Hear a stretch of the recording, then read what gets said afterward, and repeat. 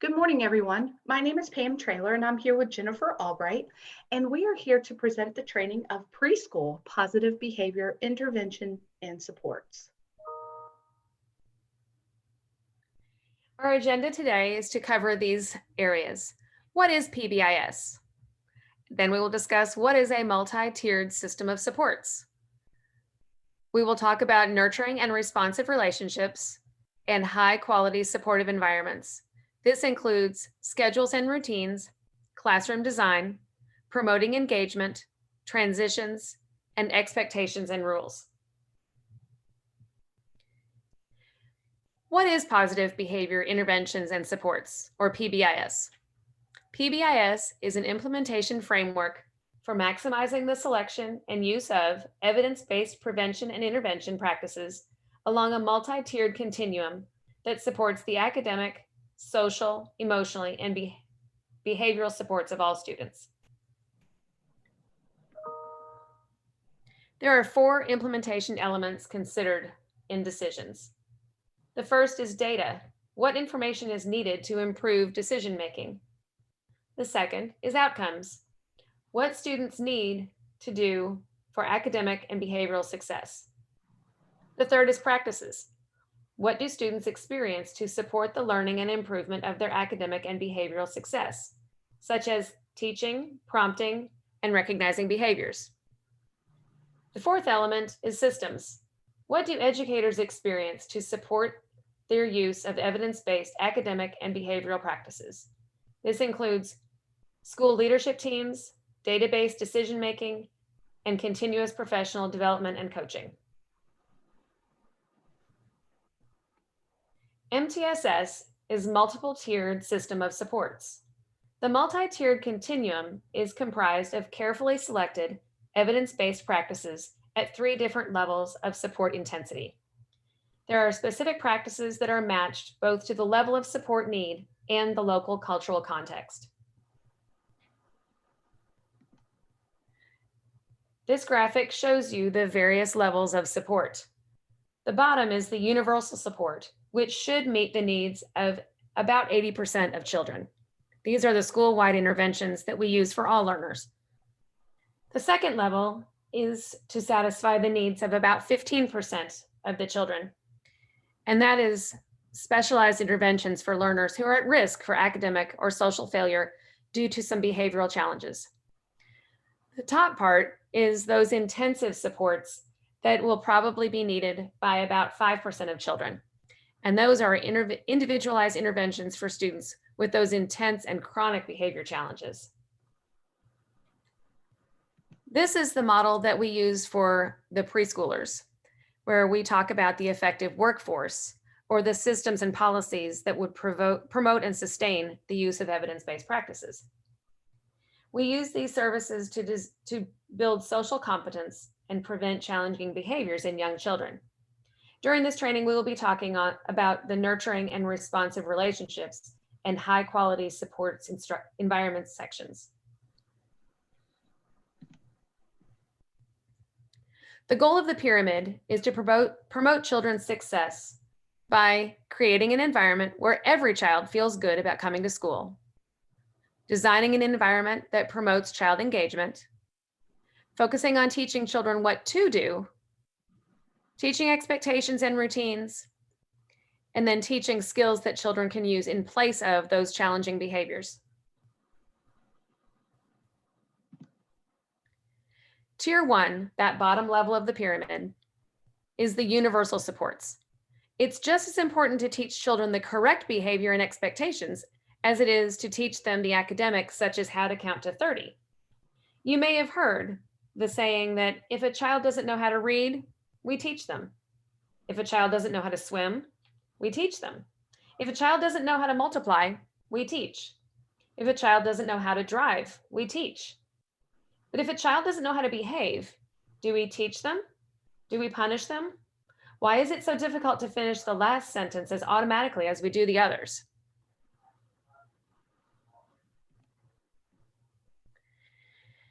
Research shows that social and emotional skills are as important to school performance as academic readiness skills and they are especially important in assisting children in low-income families to help manage the stress in their lives and succeed academically.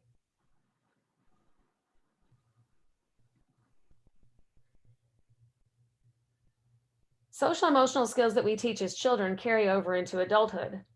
Research shows us that social and emotional skills are important for adults in jobs and career paths. The top 5 reasons that adults get fired from jobs, according to Workopolis, are frequent absenteeism and slacking off, insubordination and refusing to follow directions, poor performance, not being able to get along with managers or coworkers, or complaining about employers on social media. These factors very much relate to social and emotional skills that children learn as early childhood.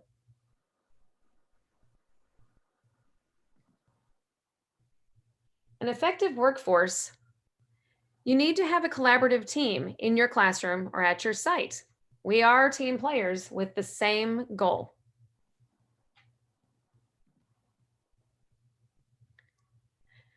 This slide shows that within an effective workforce, you need to have teamwork. Coming together is a beginning. Keeping together is progress. Working together is success. That's a quote from Henry Ford. And then Phil Jackson said, good teams become great ones when the members trust each other enough to surrender the me for the we. So now we're going to discuss nurturing and responsive relationships.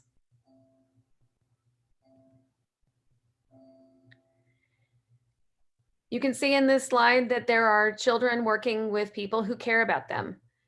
Every child needs at least one person who is crazy about them. It's important that every child feel loved, needed, and wanted.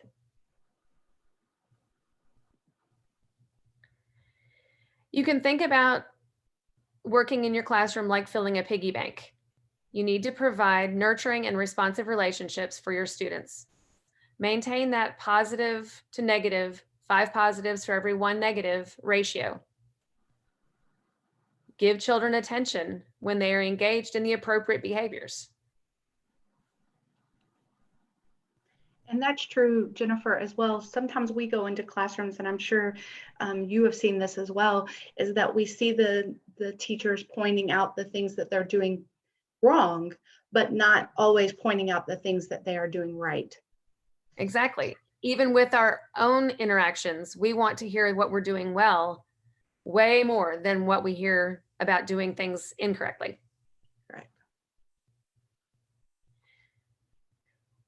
So some of the ideas that you can use for making deposits in that piggy bank to nurture and build positive relationships. You can greet every child at the door by name. You can post children's work around the room. You can have a star of the week that brings in special things from home and gets to share them during circle time. You can call a child's parent right in front of the child and tell the parent what a great day they're having, or send home some positive notes. You can call a child after a difficult day and say things like, I'm sorry we had a tough day today. I know tomorrow is going to be better. You can give hugs, obviously not in COVID, but you can give hugs, high fives, and thumbs up when they're accomplishing some tasks that are asked of them.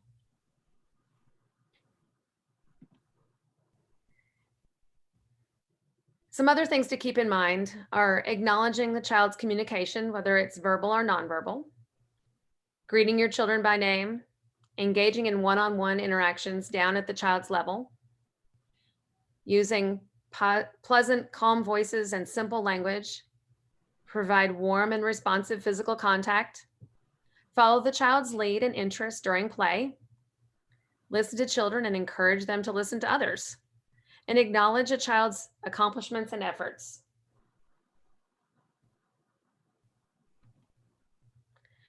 It all adds up.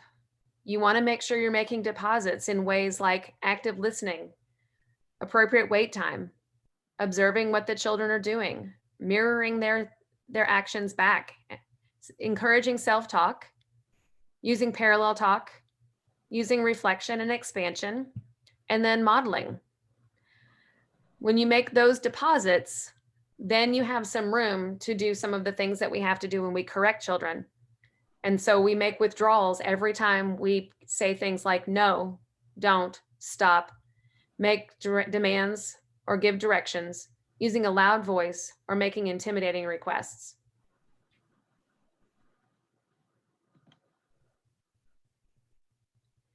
The benefits of nurturing and responsive relationships are we influence a child's emotional, cognitive, and social development. We help children develop secure relationships with other adults. We help children develop good peer relationships. We help reduce the frequency of behavior problems. We help children develop positive self-esteem, and it results in higher rates of child engagement.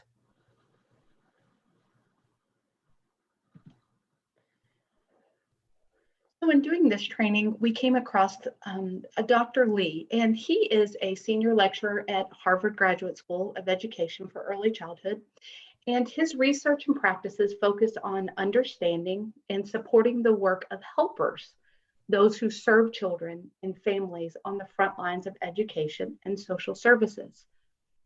He developed the simple interactions approach to help identify what ordinary people do extraordinarily well with children in everyday moments, and made that the basis for promoting positive system change. So one of the things about Dr. Lee is that he wanted to do some of his research in orphanages. It just so happened that he and his wife adopted a daughter from China who had been in an orphanage since her birth, and she had been abandoned. And by looking at her background, as he looked at other children's background in that orphanage, he knew her outlook at being successful was not going to be promising. But for some reason, she had been very successful and very well adjusted, and he wanted to know why. He didn't understand why some in the orphanage were not successful, but then some were. After doing some digging, he realized that this particular lady was in almost every picture of his daughter when she was still at the orphanage. And this caregiver, in fact, was the person who brought their daughter to meet them when they picked her up. So he believes her interactions changed his daughter's life. He believed that because she was a part of her life and giving her that nurturing environment in order to start to grow, it helped her to become successful as she started to grow. So now we're going to move over to high quality environments and talking about those. And when you look at high quality environments, you really want to look at your classroom design. You want to look at those important schedules and routines, your transitions, and the expectations and rules you have for your children. When we consider the design of the physical environment, we are trying to do two things. We want to promote engagement. We want those children to want to go to those centers and those places in our classrooms to learn. But we also want to prevent challenging behavior. So we want to eliminate some obstacles that may cause some challenging behaviors in our classroom. So in high quality environments, we want to consider how the environment can be arranged to prevent problem behavior. We want to minimize large open spaces. We want to minimize obstacles and other hazards. We want to consider the needs of children with physical and sensory disabilities. And we want to use visual and environmental cues to help children know what to do.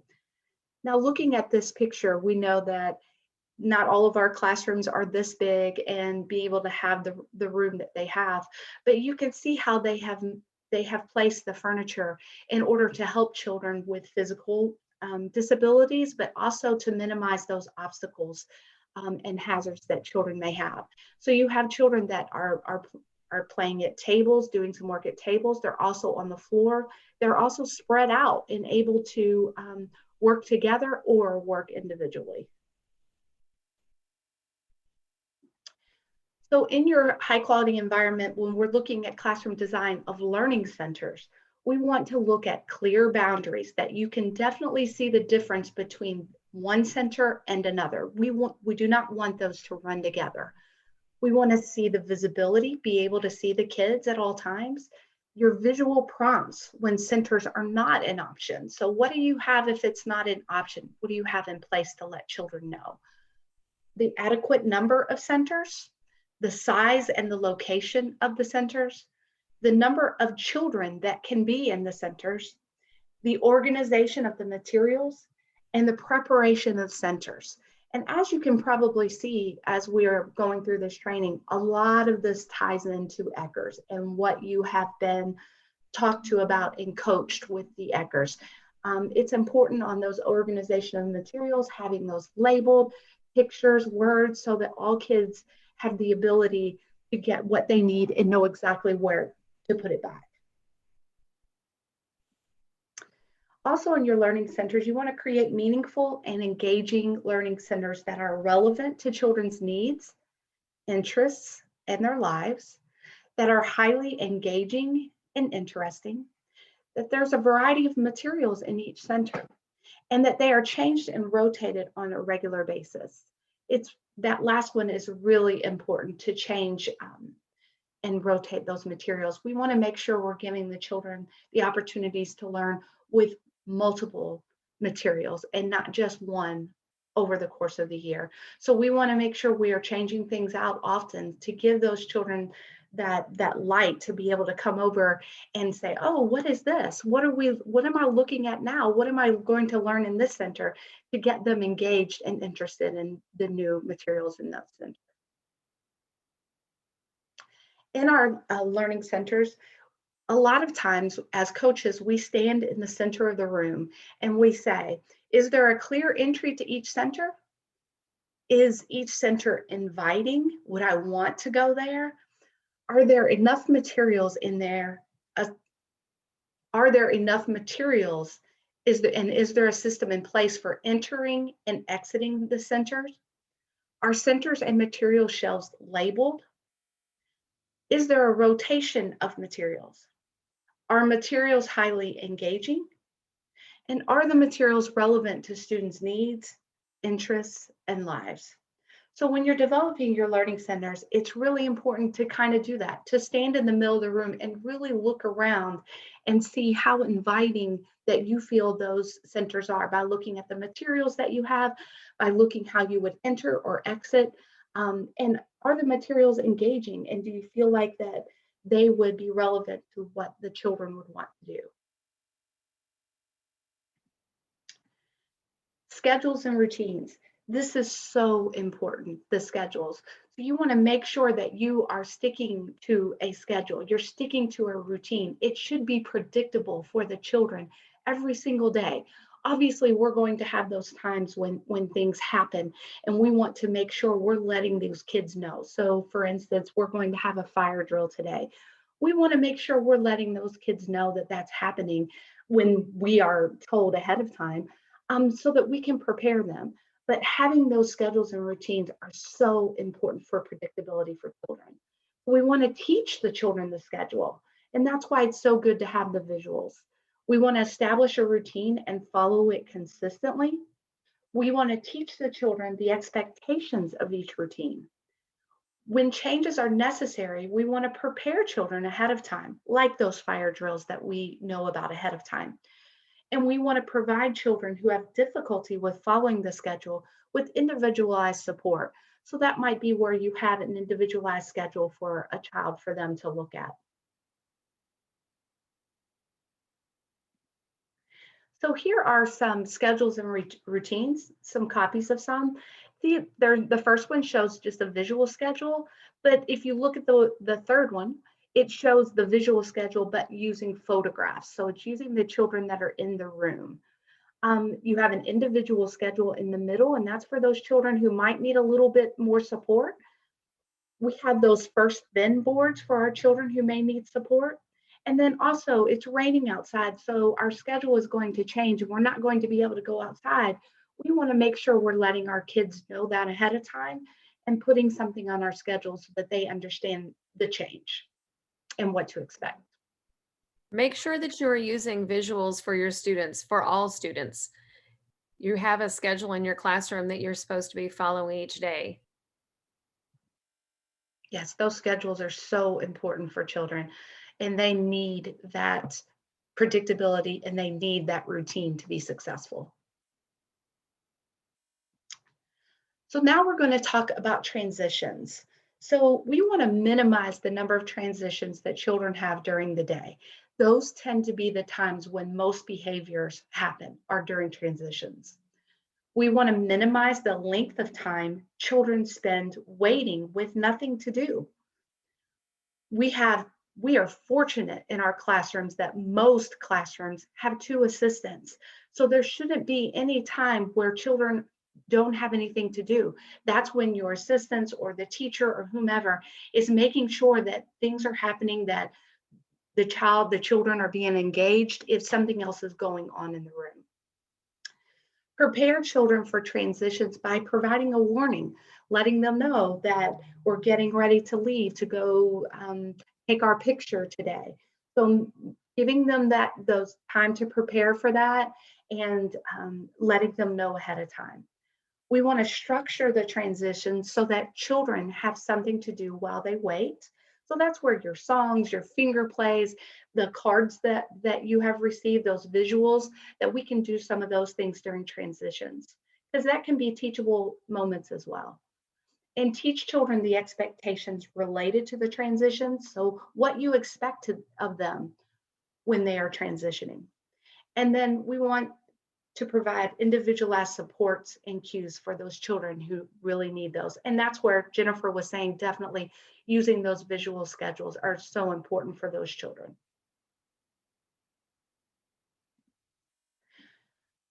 Here are some examples of some transitions.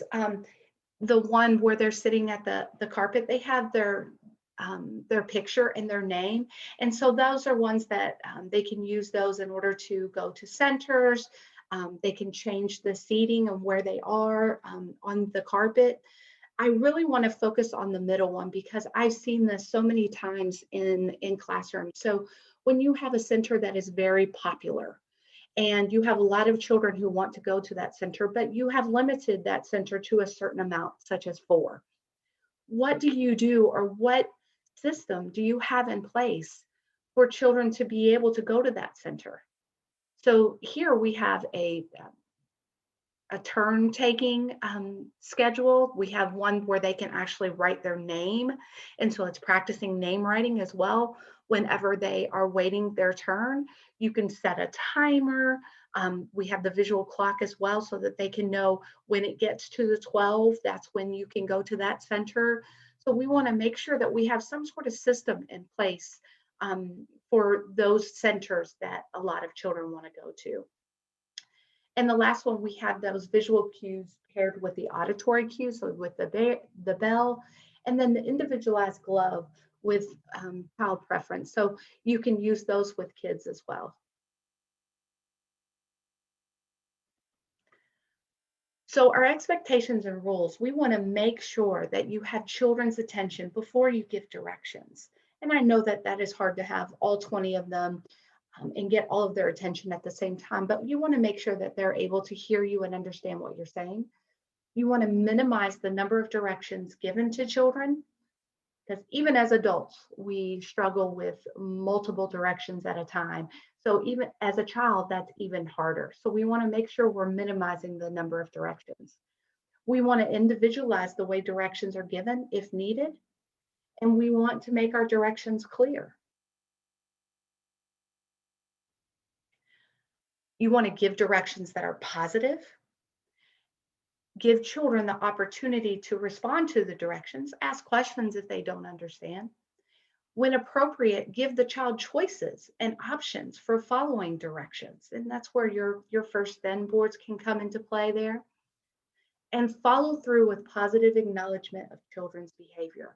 We always want to point out the positive. The more positive things we're pointing out, the more you will see other kids kind of follow suit, and they want that positive acknowledgement as well. So they're going to start doing those things too. Our expectations. So when we have expectations in our classroom, these expectations are for children and adults across all settings. We want everyone who comes in our classroom, a child or an adult, to always be respectful, to always be safe, to always be a team player, or be peaceful, polite, responsible, honest, friendly. These are some examples of expectations that you would have, but it's really important to point out that not only are you providing those expectations for them as children, but also for any adult that comes into the classroom. These are some more visuals of expectations and rules. So we're looking at the one in the library center. It talks about their expectations. They have it on kind of like a cat in a hat. And it's in the library center. And it says that they turn the pages of the book gently. And as you can see, they have a visual of someone who is sitting there reading a book, turning the pages. That we use our eyes to look at our books, and that we share our books with our friends. And again, there are visuals there of pictures of other children. There's an example of some playground rules. So look, wait your turn, use nice hands, listen, feet first, and climb by the teacher. So they have the outside rules and some circle time rules as well. I've seen many wonderful visuals of rules and expectations that you have in your classroom. These are just some other examples. And so you did it. So today we have talked about the high quality supportive environments, the nurturing and responsive relationships, and then we talked a little bit about the effective workforce, those people and those supports that you have around you to help you with determining what you need to do in regards to PBIS and where you need to be on those tiered systems with certain children in your classroom. But the biggest things that you really need to focus on are your environments and setting those up and making those inviting and engaging for your children. And also those relationships that you build with your children. Those are so important, is those relationships of building trust and love and caring between each other, so that when you are trying to give them an expectation, they know that the reason why you're giving them that expectation is because you want to see them succeed. We want to thank you so much for joining us today, and we hope you have a great rest of your day and weekend. Thanks for joining us.